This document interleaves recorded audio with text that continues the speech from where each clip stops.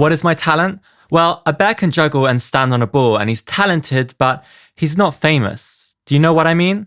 In recent years, it seems like the hatred that was once so strong and passionate towards Kim Kardashian has disappeared. We don't need to hate her anymore. She's doing good, right? Through a decade's worth of scandals, marriages, divorces, businesses, and selfies, Kim Kardashian has somehow managed to stay culturally relevant, always somehow inserting herself and her crazy family into the conversation. Although in recent years, with so much change and turmoil happening in American culture, the Kardashians have been finding it hard to stay relevant in a culture that every day seems to have less and less need for them, resulting in the family's leading member, Kimberley Noel, to pick up law and fight for social justice. Ladies and gentlemen, a literal social justice warrior. However, with Kim's marriage and partnership to Kanye West torn apart, the man who literally changed the face of the Kim Kardashian brand inspired all the business ventures she has today and kept her relevant and interesting for over a decade just by being associated with her, you have to wonder, what is the future of Kim Kardashian West? How will she stay relevant and interesting and prolific of headlines now that she's no longer tied directly, they still have children together, with someone who's creating culture every day? One could argue that Kim will always be relevant because of her direct influence in shaping the media and influencer culture we have today. However you feel, the best way to look forward is to look backwards, and by exploring Kim Kardashian's past, we can unravel her future. This is the Kim Kardashian Story. Kimbo. Kimberley Noel Kardashian was born on the 21st of October 1980 to money, status, luxury, and excess. Her father, Robert Kardashian, came from money. Robert's father's meatpacking business had an annual turnover of over $100 million. In the space of a generation, his father and uncle had transformed their family from hardworking immigrants who had fled Armenia in fear of persecution to Los Angeles millionaires. Although Robert didn't share the same passion for spending hours in the boardroom like his father, he did share a passion for business, and after spending a few years as a lawyer, he started a handful of companies, the most notable being Radio and Records, a company that he sold for $12.5 million in 1979, the same year that his first child, Kourtney Mary Kardashian, was born. With that money, he, Kourtney, and his wife Kristen, born Kristen Mary Houghton, bought a mansion in the extremely exclusive Beverly Hills cul-de-sac Tower Lane, an enclave that only contained 3 massive houses, and the growing family of 3 moved in straight away. Kris, unlike Robert, didn't grow up super rich, but was still comfortably middle class, growing up at her grandparents' candle store Candelabra, where her mother worked, near La Jolla Beach in San Diego. When Kimberley was finally born, or Kimbo as Robert liked to call her, and the family settled in at their new Beverly Hills home, they immediately became part of the Beverly Hills dinner party scene. Everyone knew the Kardashians, and the Kardashians knew everyone. And when Kris gave birth to 2 more angels, Khloe Alexandra in 1984 and Robert Arthur in 1987, the Kardashian kids were always seen at the summer pool parties. For a while, it was paradise. Kim and Kourtney were the bestest of friends, and because they were so close together in age, they tended to wear the same outfits and often resembled twins. They had dogs, cats, rabbits, birds, and if they ever got tired of the wonderland at home, there were always the annual vacations they went on to look forward to. Spring break at Grandpa's in Indian Wells, Thanksgiving in Colorado, and in between, Mexico, Hawaii, or further abroad. But home was good enough, and Hollywood is where Kim made her most important connections. Because if you want to get ahead in Hollywood, you gotta start in kindergarten. After finishing Bible study at the Beverly Hills Presbyterian Preschool in Rodeo Drive, Kim attended the ultra-exclusive Buckley School in Sherman Oaks, where it cost between $33,000 and $39,000 a year to attend. It's at Buckley where she made her most important connection ever, Paris Hilton, as well as gaining a handful of rich and future famous friends: Nicole Richie, Kimberly Stewart, Rod Stewart's daughter, TJ Jackson, Michael Jackson's nephew, and Alison Azoff, daughter of the most powerful man in music, Irving Azoff. As well as making important social connections, Robert made sure Kim also made time for the most important connection of them all, Jesus. And all the Kardashian girls were brought up under the Lord's name. Crystal starts the daily family group text with a verse from the Holy Book. Recitations of grace at dinner would be followed by tales from the Bible at bedtime, and one tale Kim would get to know a little too well is the fall of paradise. Divorced. After 12 years of marriage, Kris and Robert's relationship came to a crashing end in 1990, when Robert discovered Kris' 2-year affair with Todd, a soccer player 10 years her junior. Well, He didn't discover it, he hired a private detective to follow Kris to her secret love nest she shared with her boy toy. And it wasn't like she was trying particularly hard to be discreet. She used Robert's credit cards to pay for all of their expenses. The news devastated Kim and Kourtney. For once, their idyllic paradise had trouble on the horizon, and they didn't know how to handle it. Kourtney couldn't accept what had happened and didn't want Todd to replace her dad. Khloe and Rob were too young to understand what was happening, and Kim, well, Kim had other problems on the horizon. She would sit every day in the bathtub praying to Jesus that her breasts wouldn't get any bigger, breasts her male classmates and her older sister would tease her for mercilessly. But salvation was near. Towards the end of the year, Kris got set up on a blind date with 1976 Olympic decathlon gold medal winner Bruce Jenner. Like every person Kris meets, they had a connection instantly. Little butterfly. While Kris was pairing up with a prominent athlete who looked like he could save her future, Kim was exploring her own social scene as a young teenager. She was one of those girls who could fit into any group, as well as spending time with her own popular group of friends, Shirley Azoff, Kimberly Stewart, Nikki Lund. She could just as well fit in with Kourtney's group, the nerds, as Kim liked to call them.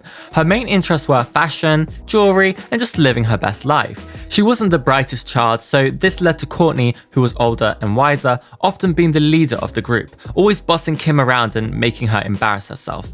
Like the game they used to play where Kourtney would pretend to be Donna Karen of DKNY and Kim would be her poor, abused assistant and would have to do whatever Kourtney told her to do, however embarrassing. Growing up, she did have fantasies of fame and would often joke about it for fun. Her name is Kim, and she's really pretty. She's going to be famous when she grows up. Oh, I know that. But more realistically thought she would end up a housewife. I always thought I would have lots of kids, be getting up, going to the gym every morning super early, coming home, making breakfast for everyone, packing lunches and driving the kids to school. So she just spent most of her time with her friends, having fun or in her room making jewelry. It was around the time that Kim was first coming into her own as a young teenager that her surroundings really started to change. In 1991, after Kris' divorce to Robert is finalized, she marries Bruce Jenner later that year, and for a while the Jenner kids, Bruce already had 4 children, and the Kardashians were joined together, performing at the wedding as the Kardashians. Although Kris was now receiving monthly divorce settlements from Robert, her quality of life was nothing like before, so her new partnership would give her another chance to regain the luxury lifestyle she'd become accustomed to when she took over Bruce's founding career and renewed his speaking and infomercial engagements. Robert had also remarried by then and had bought a new house on Mandalay Drive, which the Kardashian kids visited during the weekend. By the time Kourtney and Kim started at their new school Marymount on Sunset Boulevard in 1994 and 1995 respectively, they had also moved house and were now staying in a rental in Benedict Canyon. It was the same year that the infamous O.J. Simpson trial happened, which is a ridiculous part of Kardashian mythology, and Robert only became O.J.'s attorney for the attorney privileges of not having to testify on what he knew of his BFF's involvement in a double murder. I'm not going to cover the trial apart from to say the public association of Robert Kardashian and O.J. Simpson was extremely important for Kim's and the whole family's future opportunities, as it gave the Kardashian name some cultural relevance which they could gain a small amount of media coverage with in the early 2000s, even before Kim became associated with Paris Hilton.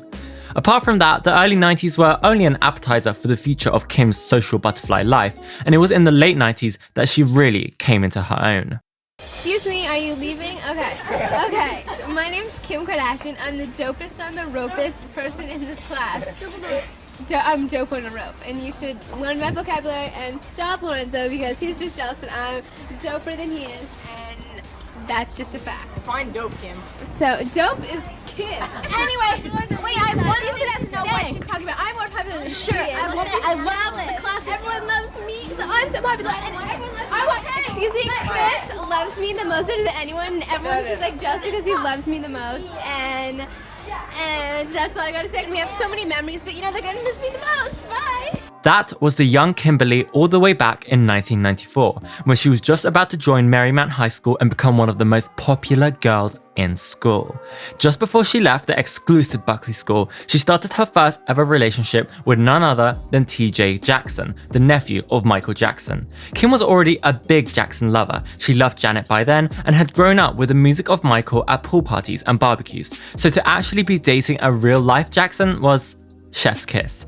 TJ was also starting his boy band 3T with his brothers because, you know, all their names, whatever, you get it. So for Kim to be dating a Jackson who might actually become famous in his own right was just another notch on her excellent social pedigree. Of course, even though this was Beverly Hills, interracial relationships still weren't really seen as normal, and Robert gave her some advice on how to deal with glaring onlookers that Kim would carry on using throughout her life. He explained to me that he's had a lot of interracial friends, and it might not be the easiest relationship. He said I should prepare myself for people to say things to me. They became even closer when TJ's mother was murdered, TJ even temporarily moving in with Kris and Bruce, and Kim was invited to spend her 14th at Michael Jackson's Neverland, giving her memories she would never forget. The lovebirds eventually made it real when Kim let TJ hit it for the first time just before she turned 15, and Kris helped her out by giving her birth control tablets. We love a supportive mother. Sweet 16. Like any rich daddy's girl, Kim only really became a person when she turned 16. For her birthday, Robert gave her a fresh, new, shiny white BMW 318 saloon, a rite of passage for every Kardashian child. I told Kimberley that she's getting a car, but it's outside, so if you want to go look at it. Happy birthday, you're the best, you are gorgeous, you deserve this automobile, and it better be clean every week. And even made her sign a contract saying that if she crashed the car, she would be responsible for paying any repairs. She crashed the car soon after and had to get a job to pay for it, quickly taking a part-time position at a local boutique called Body. It was this role that changed her life in more ways than one. The first being she discovered her entrepreneurial side, something Kim never knew she even had. After finding out how easy it was to hawk off cheaply made garbage to oblivious Beverly Hills shoppers, she started her own pager business where she accessorized pagers, then sold them to little boutiques around Hollywood. Then, when she was a little older and had fallen in love with J-Lo and knew everyone was absolutely obsessed with this pair of Manolo Blahniks that she had just wore in her If You Had My Love video, she did what any young entrepreneur would do and borrowed $3,500 from her dad to buy 5 pairs of Manolos. She then sold the pairs on eBay, which she had discovered while working part-time at her dad's office, for $2,500 each, making a profit of $9,000. Not too bad for a Cher Horowitz wannabe with daddy's credit card. Speaking of Cher Horowitz, if you had to define Kim's teenage life and childhood, it probably would be clueless. At 16, she was one of the prettiest and most popular girls in school. Maybe not the richest after her parents' divorce, but this wasn't no middle-class aspirational lifestyle. Kim's was the life of the rich and future famous. Kim and her friends would spend time in her room painting their nails and talking about their next diets. They would dress up as the Spice Girls, Kim was posh, who else, while singing along to Janet, Babyface, Mary J. Blige and J-Lo. They would watch The Real World and Melrose Place and talk about how similar they thought their lives were to those on screen. It was only when she turned 17 and her parents wrote her a letter with advice on the future that Kim started thinking about what to do next. Kourtney had already gone off to university, so everyone was looking to the next eldest to see what she would do. After attending prom with TJ, the two soon broke up due to his growing touring schedule, Kim made up her mind. She was about to leave the safe cocoon of Beverly Hills to go live life in the real world. Eloping. In 1999, while working at the Body Boutique, Kim meets Damon Thomas, up-and-coming music producer who is basically the opposite of her ex, TJ. I've only been able to find one photo of Kim and Damon together. She doesn't talk about this part of her life at all, so I'm just going to be using photos of Kim and random stock footage. Damon wasn't cute and gentle, and he wasn't a Beverly Hills rich kid. His life was exciting and fast-paced, especially compared to Kim's Beverly Hills Catholic schoolgirl upbringing. Being a music producer, he also had a lot of famous friends, including the lead singer of Kim's favorite boy band, Justin Timberlake, which was an added bonus. Kim is instantly swept away and moves into Damon's apartment in North Ridge, a valley neighborhood even more remote than Calabasas, and doesn't tell her parents that she's living with someone, let alone a boyfriend. While attending Justin Timberlake's Las Vegas birthday party in early January 2000, they spontaneously decide to get married, and Kimberley Noel Kardashian becomes Kimberly Thomas on the 22nd of January 2000. Kim doesn't know how to tell her parents, so she doesn't, but they eventually find out when Kim's friend tells Kourtney, who tells Kris, who tells Robert. Kris wasn't happy but wasn't angry. Robert was disappointed and angry, until she wasn't happily married anymore. Still married but not happy. Damon forces Kim to quit her job at Body because he didn't want her to have any contact with her old boyfriends who could reach her at the store. He forces her to cut off contact with her family, childhood friends, and work colleagues, and only allows her to leave the house when he is with her. He becomes abusive and violent and continues to abuse Kim for years until they eventually separate in early 2003. However, she would have to face Damon one more time when she went over to his apartment to pick up some belongings after they separated. "I went to the bathroom to remove my toiletries. Damon screamed that I should get out of his bathroom immediately. He came at me and slammed me against the closest wall. He held me up against the wall with his hands around my neck and threatened to choke me. He then took one hand and punched the wall right next to my head. He then grabbed me by my hair and told me to get out. He put one hand against my back and pushed me up the stairs. The front door is on the ground level and the bedroom is one level below ground. At the top of the stairs, he threw me across the room and hit my head against the front door. I got up and ran out of the house. I was frightened." Damon denied all the abuse claims but was still ordered to pay Kim $56,000, which wasn't that much considering her legal fees and credit card debt, but at least she had escaped Damon. It's interesting Kim has never really talked about Damon, considering his abuse probably left quite a large mark on her and influenced a lot of the choices she made in the next few years. However, she would make one vague remark about the relationship in a 2000 interview with Matt Lawyer. You think you know so much about love when you're young, and you look back later and probably realize it's not what you thought it was. The death of Daddy. While Kim was embroiled in her bitter divorce, she received some more bad news from her dad. He had stage 4 esophageal cancer and probably didn't have that much time left. Obviously, the news devastated Kim and her siblings, who all looked to Robert as their biggest inspiration. His death would bring the family even closer, especially as they now had to fight with Robert's widow in court, who was challenging his will that left most of his assets to his kids. Rob dealt with his father's death by placing his focus on his work and eventually graduated with a degree in business from USC, his father's alma mater. Courtney plunged herself into her work also and opened a children's boutique called Smooch in the center of Calabasas with Kris, something she had wanted to do for a long time. Chloe, age 19, dealt with it the worst and her hair started falling out from all the emotional stress. And Kim? Well, Kim, only a few weeks away from turning 23 and having just gone through the worst years of her life, her father's death and her abusive husband, decided that she needed a break and flew out to a luxury resort in Cabo, Mexico, to celebrate her 23rd birthday. But she didn't go alone and instead took her new boyfriend, Ray J, with her, where they did some drugs, had some fun, and shot a little home movie that you might have heard of. Making her way and meeting Ray J. While Kim was still married to Damon, she was looking for a new way to make money after quitting her job at Body. After her first experience of reselling on eBay went well, she decided to carry on by buying secondhand clothing on the site and reselling it at a higher price. However, she wasn't making enough money, so she decided to expand into closet organizing and personal styling. She met her first ever client through Damon, Brandy.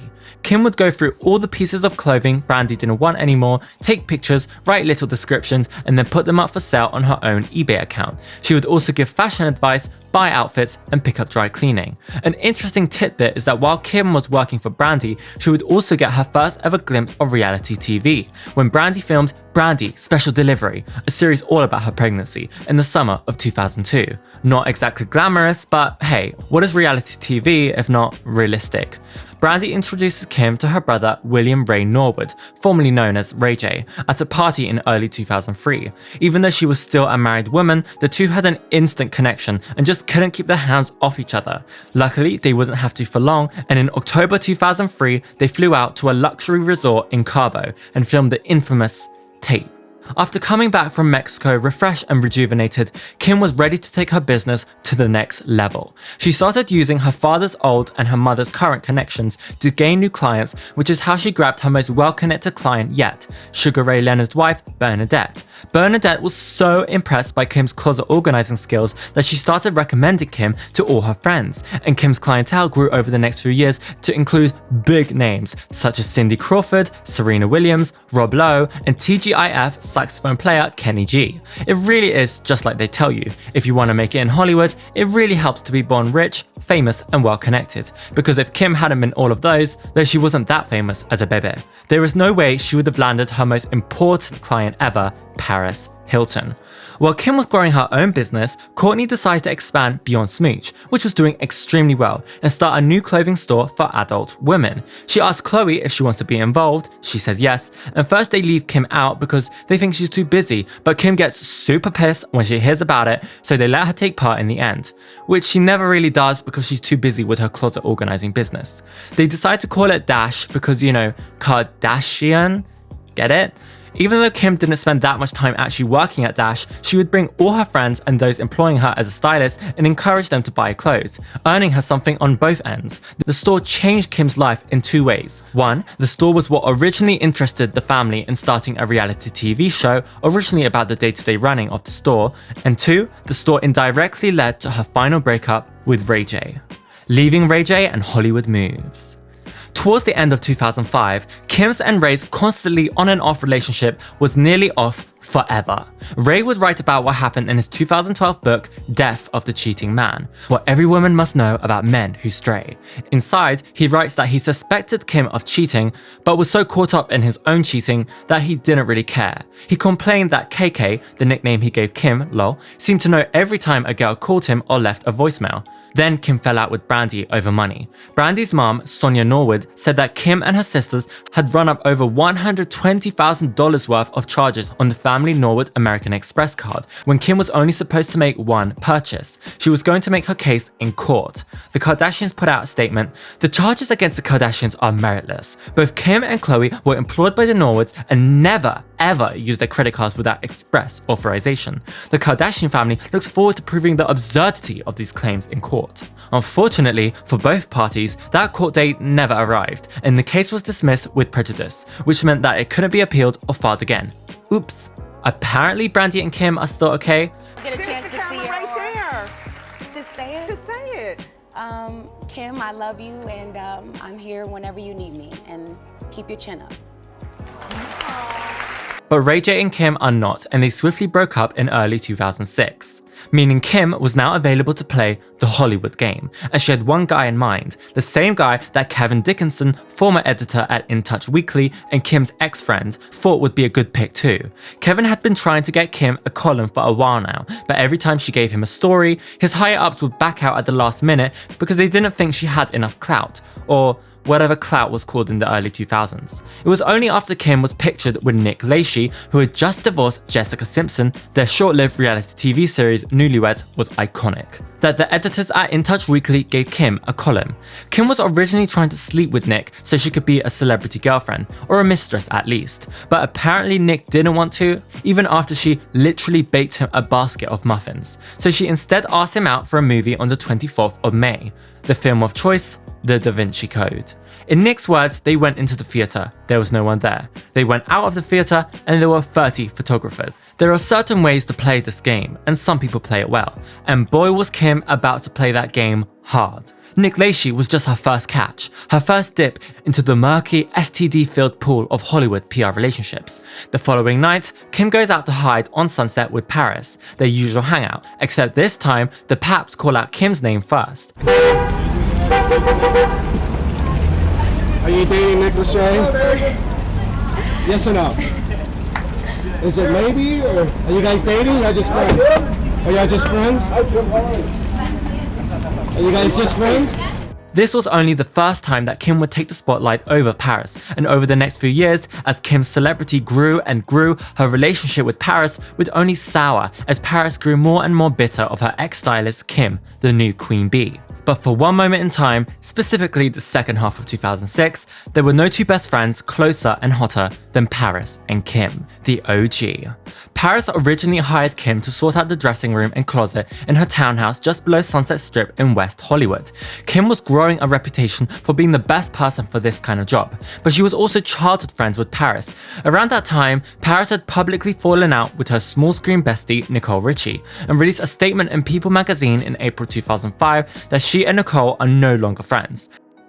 Their rift would grow bigger and bigger, so they spent the 4th season of The Simple Life not actually spending any time together on screen. They instead spent time with different families, replacing the mother.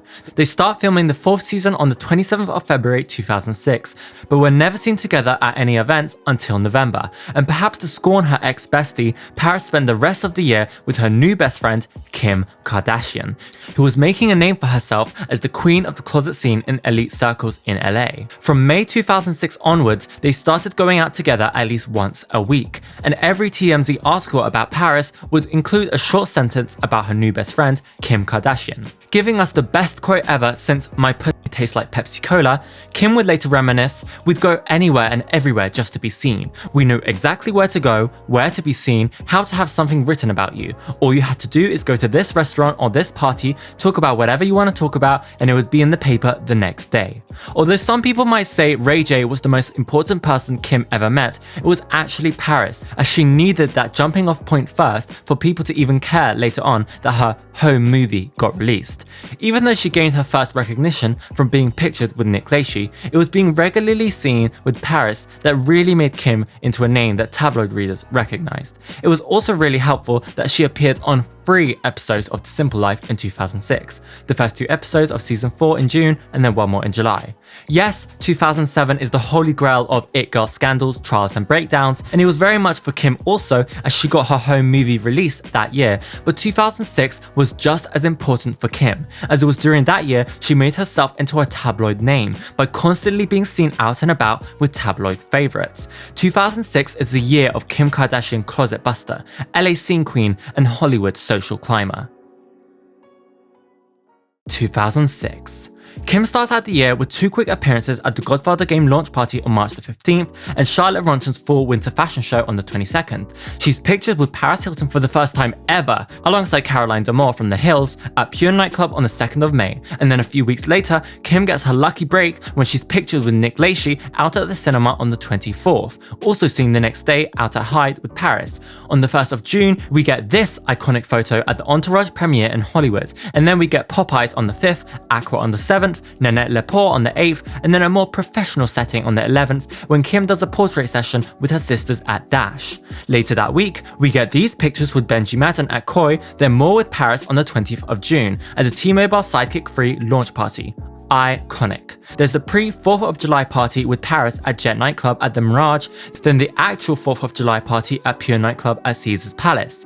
We're served a Midsummer Night's Dream annual celebrity all-star charity weekend at the Avalon Club in Hollywood on the 7th, ESPY Awards with Bruce on the 12th, flying at Lax with Paris on the 20th, then everyone gets together for P. Diddy's annual white party in the Hamptons on the 1st of August. On the 15th, 18th and 29th of August, Paris hired 3 different clubs, Sweet, Privilege and Pure, to celebrate the release of her new album. And we also get this iconic moment on the 25th of August when Tara Reid was left hanging outside Hyde while Paris and Kim got in. Kim and Kanye are linked on the 11th of September at Kanye's party to celebrate his inclusion on the 67th annual International Best Dressed list, but no pictures. Kim attends the Teen Vogue party and then attends US Weekly's Hot Hollywood Fresh 15 party the next day. On the 25th, we get these iconic photos of Kim and Paris at Oktoberfest in Germany, and then they fly over to Italy for a short stay as well. Tao Las Vegas celebrates its first anniversary on the 30th, then Kim flies over to LA to celebrate her boyfriend Nick Cannon's birthday. She's seen out a few days later with Brandon Davis, you know, Firecrotch, at Area. Then Kim attends a few launches throughout November. On December 5th, she goes clubbing with Paris, hosts the Player's Guide to the Holidays on the 13th of December, and then attends Paris' Christmas party on the 18th. As you can see, 2006 was a very special year for Kim. By partnering herself with Paris and attending basically any event she was invited to, she could set the stage for the leak of her home movie the next year.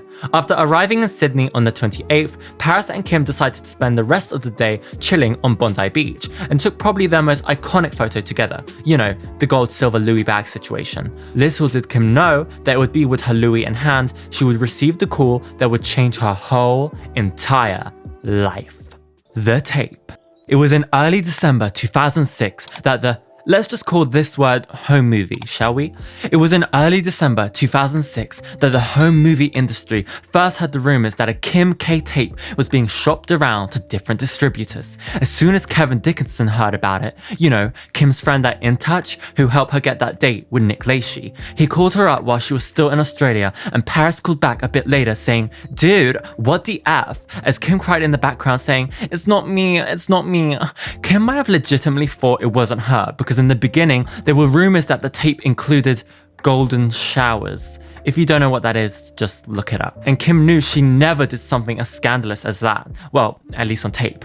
She also said that the person in the tape was actually Corinne Steffens, formerly known as Superhead MP3, the hip-hop video vixen. But that theory fell through when the confirmation of the tape's existence was made by TMZ on the 17th of January 2007. In her first ever magazine cover interview for Complex magazine, the interview being conducted back in early December, Kim said, "There is no tape. Ray J's not the kind of guy who would do something for revenge. There is no amount of money that could ever convince me to release any tape, even if I had one. I don't need the money." But now there was no place to hide, she had to come clean. The first thing she does is go to Mums and tell Kris, who immediately broke down for a few days but then got herself back together and decided that she and Kim had to gain some control of the situation. And that hits me up that, side of the head, and I, literally fell apart. I had to go in a room and cry for a couple days and say, okay, pull yourself together, because you have to be here for all these kids in your family. On 7th of February 2007, the same day that Vivid Entertainment, the home movie company who bought the distribution rights of the tape, put out a statement saying they have the legal right to distribute this video, Kim does an interview with Extra magazine saying, "A tape does exist. Ray J and I are friends. Whatever we did was our personal business. I hope that it remains private." However, even though Kim was telling magazines that she was trying to stop the release of the tape and was suing Vivid, behind the scenes, a different kind of story was unraveling. Here's a little bit of info about releasing home movies.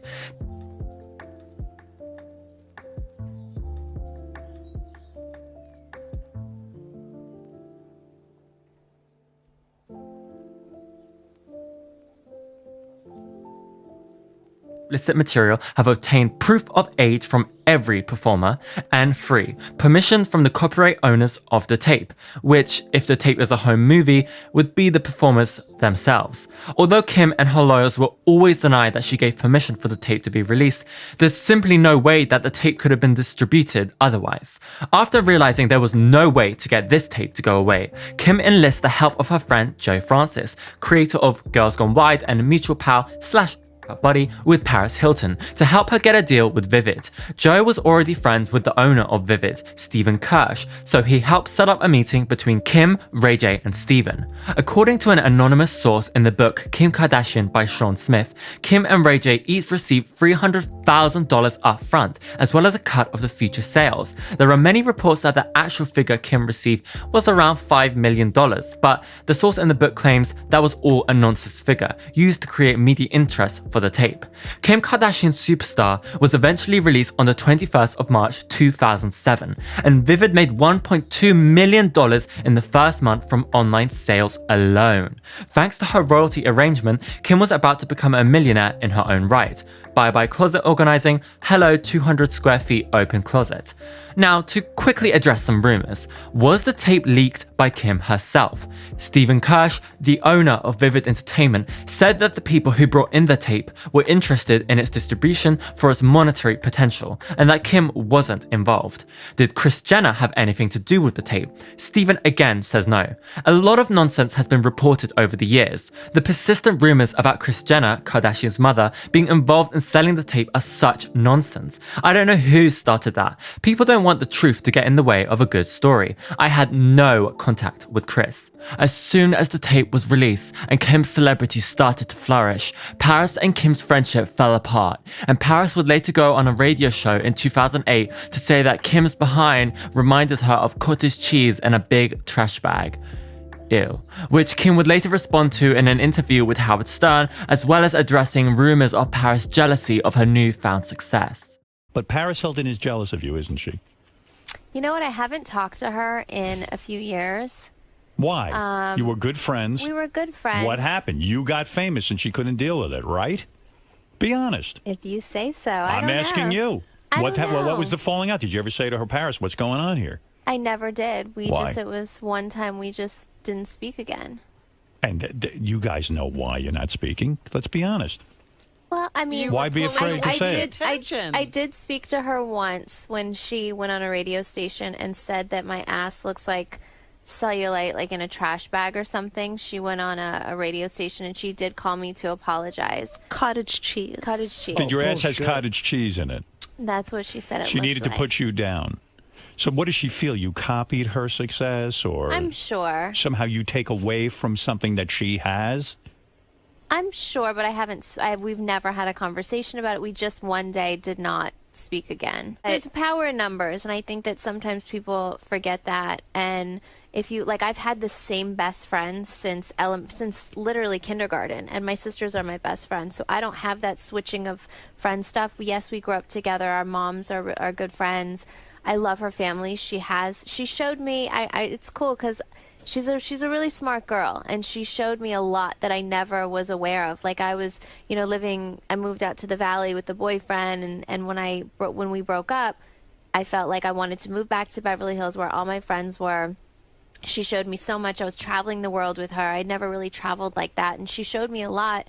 And, I'm thankful for everything that I learned from her, but... As Vivid Entertainment generated an enormous amount of revenue from the sale of its most popular home movie ever, Kim was also harvesting the fruits of her tape. And only a few months later after the tape was released, E! announced its new show, Keeping Up with the Kardashians, a new non-scripted family sitcom about Kim and her family, produced by Ryan Seacrest and Bunim Murray, the production company that had been behind her ex-best friend's show, The Simple Life, which had been axed only 2 weeks before the announcement. But wait, didn't Kim Kardashian Superstar have 2 participants? It seems the naming of the tape was prophetic, because the other star of this movie, Ray J, didn't really gain anything. He did end up doing the VH1 reality dating show For the Love of Ray J, but that only lasted 2 seasons and didn't give him any of the fame and riches he was hoping for. In the words of superhead Karen Steffens, close friend and casual buddy of Ray J, Ray was collateral damage in her plan to be famous. I know that he feels that also. Ray will say that Kim rode off of him and maybe initially he was her springboard. But to be honest, really she springboarded off of Paris, did a little somersault, landed on his and springboarded right off of that into the world of white girl famous. And the type of big, all-consuming mainstream fame that Kim had longed for ever since she was a child, she was finally going to have with the release of her more GP-friendly home video, Keeping Up with the Kardashians. Keeping Up. By the time Keeping Up was announced, Kim's home movie had already been out for months, and Kim was grabbing headlines basically every day. People accuse E! Of trying to exploit the scandal caused by the tape, but what many people don't know is that the show had already been long in development, and all E! Did was successfully harness the media interest in Kim and use it to their advantage. The official Kardashian mythology for how it all started is, after Kris invited her friend Dina Katz, casting director for Dancing with the Stars, over for dinner, Dina told her, "This is a reality show. I think you should really talk to Ryan Seacrest." So she did. Kris was originally a bit nervous at the idea of sharing everything, but after seeing what the power of success on TV did for her and Bruce after their fitness infomercials in the 90s, she decided to go all in. Kris meets Ryan and tells him of her idea to do a show about the day-to-day running of Dash, but after Ryan filmed some footage of the family at home, just to get an idea of the family dynamic, he decided the show would work much better at home, and pitches the idea to E!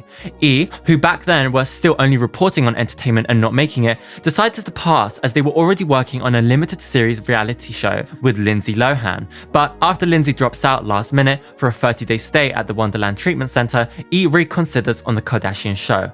Within 36 hours of contacting Bunim Murray Productions, Bad Girls, The Simple Life, The Real World, E! Had a production deal and the show went into pre-production the next week. Keeping Up started filming on the 21st of April 2007, Kris and Bruce's 16th wedding anniversary. Bruce and Courtney already had some experience with reality TV. Bruce had appeared on the US version of I'm a Celebrity Get Me Out of Here in 2003, and Courtney went on E!'s The Simple Life ripoff Filthy Rich Cattle Drive, which Kim was originally meant to be on but dropped out. In the lead up to the show's premiere, E had to keep Kim in the public eye, as she was basically the only thing that had people interested in the show. Kim attended Celebrity Babylon's tribute party to Anna Nicole Smith in April, was still going on nights out with young Hollywood, though less and less with Paris Hilton, and tried to appear on The Hills, but sadly didn't make the final cut. Here's what you missed. Room now. Frankie. Hi, Olivia. How are you? Wait, what is this? These are our jellyfish.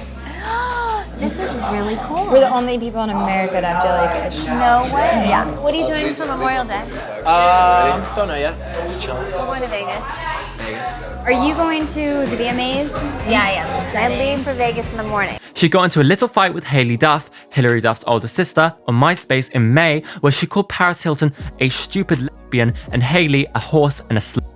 Then there was the Dash fashion show in July, the In Touch magazine bucked Countdown in August, she got 4th place, not too bad, and by the time Keeping Up finally premiered on the 14th of October 2007, Kim had all but vanquished her socialite competition with her butt. Keeping Up premiered with just under 1 million viewers, and within a month was the highest rated Sunday night cable show in the 18 to 34 female demo, the most important demo for reality TV. Reviews? Of course, they were awful, all the usual talk of bad influences and what are they famous for, but when has quality really mattered to anything Kardashian? The show became so popular because of all the borderline inappropriate material that featured in basically every episode. In the first season alone, there was Kim's Playboy cover shoot, You're Doing Amazing Sweetie, Kylie on the stripper pole, and the swimsuit photo shoot at Joe Francis' house, creator of Girls Gone Wild. Every episode had some event you would hate on with your friends and then talk about the next day as you eagerly anticipate the next episode. Kim ended her breakout year celebrating her 27th birthday at Le Deux, her birthday wish being, It's my birthday! It's our birthday! Woo! What did you wish for, Kim? What did you wish for? I wish for world peace and a new Bentley that comes tomorrow! fresh meat. With Kim's career booming and more opportunities being thrown at her every day, she decided to give love another chance. Well, love with a celebrity at least, because one of the best ways to become more famous is to date someone famous. Kim met Reggie Bush when she accompanied Bruce to the 2006 ESPY Awards on the 16th of July and asked her friend Matt Leinart, mutual with Paris Hilton, to introduce her to Reggie. She was originally pissed because Reggie was quiet and didn't ask her for her number, but they soon hit things off. Reggie was USC's, Kim's dad's uni, best known player since O.J. Simpson. He was a major celebrity in his own right and was earning millions, a perfect fit for Kimberley. After they went public in early 2007, Keji, as I like to call him, became one of the top celeb sporting couples in America. The trade-off for Kim becoming a football wife, she wasn't a big soccer fan, was that Reggie had to appear on Keeping Up, which he wasn't that excited to do, but he did it for love. Keji was such a strong couple that the tabloids constantly sported new pregnancy and marriage rumors, all of which Kim was quick to deny because she meant to take her time. Plus, as well as a booming relationship, Kim now had a booming career as a reality TV star, and her next step was to exploit that attention to become a true, veritable Hollywood star. Kim Kardashian, superstar.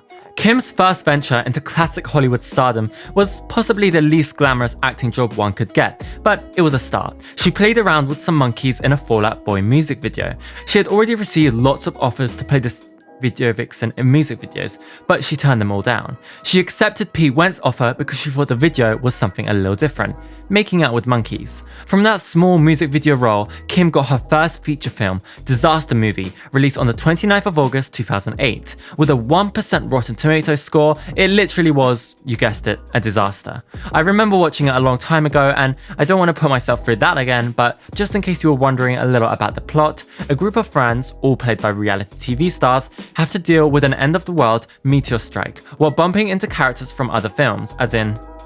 It got horrible reviews, made only $31 million worldwide against a $20 million budget, and Kim got her first Razzie nomination, although sadly she didn't win this time, losing out to her ex-best friend Paris Hilton for Repo, the genetic opera. Kim didn't give up too easily. She appeared on Beyond the Break and CSI NY, both performances highly criticized, and made another feature film appearance in Deep in the Valley. Obviously, most people thought she was a joke, and she wasn't exactly being harassed with acting opportunities. She gave the dramatic arts one last go with an appearance in Temptation, Confessions of a Marriage Counselor, but it was a Tyler Perry movie, so yeah. Kim then tried her hand at dancing in the fall of 2008, when she appeared on Dancing with the Stars, cast by family friend Dina Katz. What did we say about networking? It was a great way to get exposed to an even wider audience, as around that time, the show had an average weekly viewership of 15 million viewers, whereas Keeping Up had 1.6 million. Sadly, this project would flop as well, as Kim was the third contestant to be eliminated, but in real terms had only lasted 1 week on the show. Her last effort at trying to pretend she was classically talented was in late 2010 when she recorded a song with superstar producer The Dream, Umbrella, Single Ladies, Touch My Body. If you want a deep dive, check out this video. But if you just want a quick rundown, basically, I'm pretty sure it really was just for fun, like Kim said, and it was also good content for Kourtney and Kim Take New York. She premieres the song at Tao nightclub on New Year's Eve.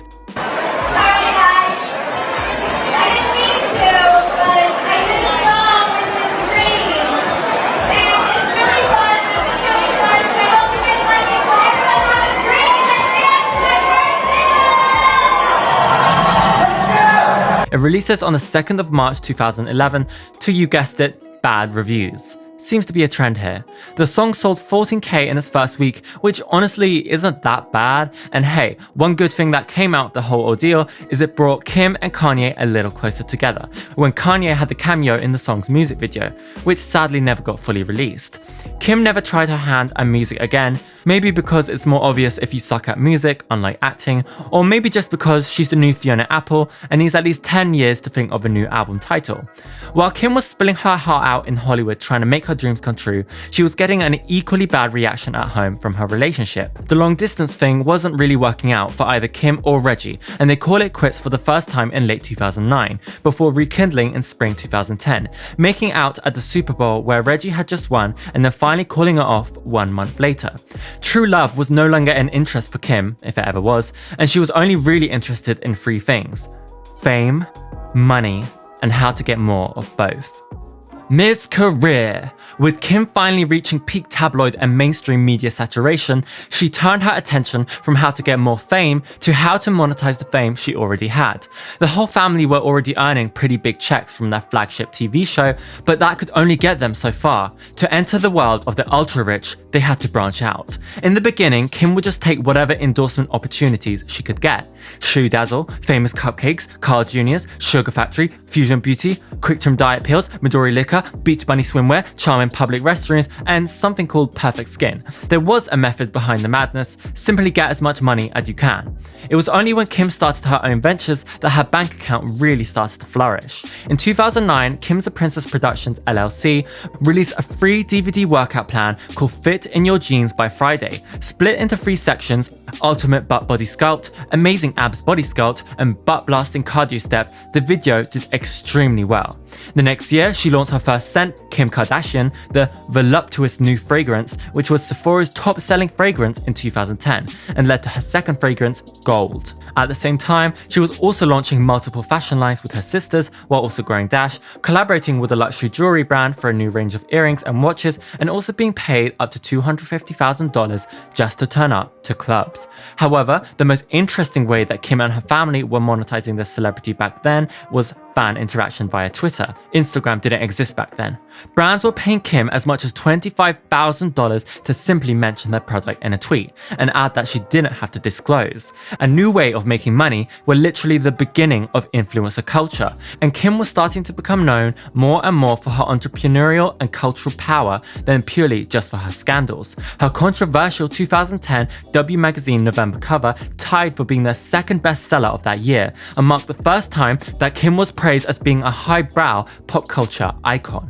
However, that didn't mean Kim was completely ready to leave behind her old ways of dating for fame, and by 2010, she had become the master of the Hollywood game. Whether she was trying to or not, whenever Kim was involved in any sort of celebrity event, dating rumors between her and another celebrity were always bound to appear in the tabloids. When she appeared on CSI NY, she was rumored to be dating co-star Michael Capone. When she went on a trip to Spain, she was rumored to be dating Cristiano Ronaldo. A more reality-based rumor was the linkage of her and soccer player Miles Austin, who she met in July 2010, but then quickly broke up because of their conflicting schedules. Maybe she would have better luck in New York. Kris Humphries. On the surface, they had nothing in common. Sure, Kris was a basketball player, but he wasn't a celebrity like Kim's ex, Reggie Bush. Kim had no interest in sports, and Kris had no interest in living the high life, or keeping up, funnily enough. With his ex-girlfriend telling the press in 2011, he would call the Kardashians garbage. He would never watch the show with me. He always badmouthed it and said it was trashy. He would ask, why are you watching that? But Kim must have seen something in him. Whether that was just a gullible guy who would readily sign a marriage contract for a chance to get with Kim, or true love, we will never know. Kris was also a full 1.5 feet, 18 inches taller than Kim, so there's that. After hitting it off on a date arranged by a mutual in October 2010, when Kim was filming Kourtney and Kim Take New York, Kim would spend more and more time in Minneapolis, where Kris' team was based, and pictures of the pair started to appear in tabloids, a regular occurrence for the home movie reality TV controversy queen, but definitely a new event for Kris, who wasn't even regarded as a celebrity. Months into their relationship, they will continue to be conveniently photographed, by which time Kris had overcome his initial aversion to keeping up with the Kardashians and now allowed cameras to follow his every move. Although there had been marriage rumors floating around since the beginning of their relationship, it wasn't until May 2011 that these rumors actually had any backing. Kris was originally supposed to propose at a family dinner while they were filming the latest season of Keeping Up, but decided not to after he and Kim argued on the way there. However, he did eventually pop the question, Kim said yes, and the marriage was announced in People magazine on the 25th of May 2011, with an ivory white Vera Wang dress, Giuseppe Zanotti shoes, guests that included Babyface, Mario Lopez, Ciara, The Dream, Kathy Lee Gifford, Eva Longoria, Serena Williams, Britney Gastineau, and Joe Francis. Kim and Kris said "I do" under the watchful eye of God, Ryan Seacrest, and E! Network, profiting Kim alone $18 million. Licensing fees, endorsement deals, broadcast deals, and magazine appearances. With beautiful paparazzi taking pictures of themselves on the beach to keep as memorabilia, Kim and Kris came back from their Italian honeymoon to New York, where they carried on filming the next series of Kourtney and Kim Take New York. Within a few weeks, the tabloids started reporting rumors of trouble in the marriage. The new series pretty much showed as much. In one episode, Kim is concerned when Kris suggests they move back to Minneapolis. She asks, "How am I going to have my career and live in Minneapolis?" He replies, "By the time you have kids and they're in school, nobody will probably care about you." Kim Kardashian, superstar? You can imagine what she was thinking. On the 31st of October, Kim files for divorce. To prepare for the upcoming media onslaught, or perhaps to stir the pot even further, Kim issues a statement. "After careful consideration, I've decided to end my marriage. I hope everyone understands this was not an easy decision. I'd hoped this marriage was forever, but sometimes things don't work out as planned. We remain friends and wish each other the best." Seeming as a divorce took more than 20 months to complete with a prenup already in place, that's probably unlikely. Speculation began immediately that the whole marriage had been faked for publicity and money. Although Kim would deny and deny, it was hard to see her as anything but a fame-hungry snake. So people really believe that she would do anything to get what she wants. She eventually posts a blog on her website to address all the accusations. "First and foremost, I married for love. I can't believe I even have to defend this. I would have not have spent so much time on something just for a TV show. I shared so much of my life on a reality show that contemplating whether to even film my wedding was a tough decision to make. And maybe it turned out not to be the smartest decision. But it's who I am. Not the smartest? That's up for debate. The wedding made a ton of money for everyone involved. Keeping Up had its best viewership ever with 10.5 million viewers over 2 nights, and the wedding became a massive media event. The marriage created so much publicity that E! renewed Keeping Up for a further 2 seasons in 2012 for a reported $50 million. Do I think Kim planned the whole thing? I think maybe she thought she could have her cake and eat it. She would have the marriage of her dreams while also exploiting it for every penny and headline that it was worth. The only stickler I see is that I don't see how a person with the ambition, ego, and inferiority complex of Kim could settle for someone who wasn't even a celebrity, let alone a major one. Kris filed his legal response on the 1st of December, requesting an annulment on the grounds of fraud. They were eventually divorced in June 2013, with Kim's $2 million Lorraine Schwartz ring being sold by Kris in October for $749,000. In an ironic twist of fate, October was also the month that Kim became engaged again. Kimye.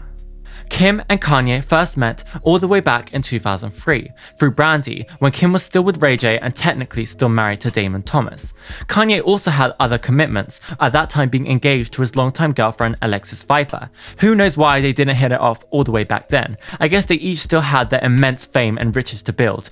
Probably part of the reason why they found the other attractive in the first place. The first ever time we see Kim and Kanye together is at the grand opening of the Intermix boutique in West Hollywood in September 2007. Kanye arrived with Alexis and Kim arrived with her brother Rob. So when it came time for pictures, Kanye could be seen enjoying both girls' favors. Alexis on his right and Kim on his left. Kim later admitting there was definitely a spark. It wasn't until 2008 when Kanye was filming the pilot for his never-made series Alligator Boots, an X-rated hip-hop spitting image, that we got to see our first glimpse of the future lovebirds interacting on screen. Even back then, they made a lot of sense. A bunch of time goes by, Kim breaks up with Ray J, Kanye breaks up with Alexis. The death of Kanye's mother in 2007 also brought the two closer together, because Kim was able to sympathize and relate with Kanye over the passing of a parent. However, for whatever reason, Kanye gets with Amber Rose, stripper turned video girl turned model turned influencer, and the two immortalize their relationship when they turn up together at the 2009 VMA's red carpet, Kanye posing with a bottle of Henny. Kim was with Reggie Bush by then, and the trio make an unexpected appearance together at the February 2009 Y3 fashion show, with Mila Jovovich sat right in between Kim and Kanye. It was around this time that Amber Rose said Kanye was cheating on her with Kim when they broke up the following year, all of which Kanye denied, but he said he wished it did happen. Kim and Reggie also break up around the same time that Kanye and Amber do, and Kanye makes a quick cameo on Kourtney and Kim Take New York to flirt with Kim, give her some advice on Dash, and also accept an invitation to Kim's 30th birthday party at Tao in Las Vegas.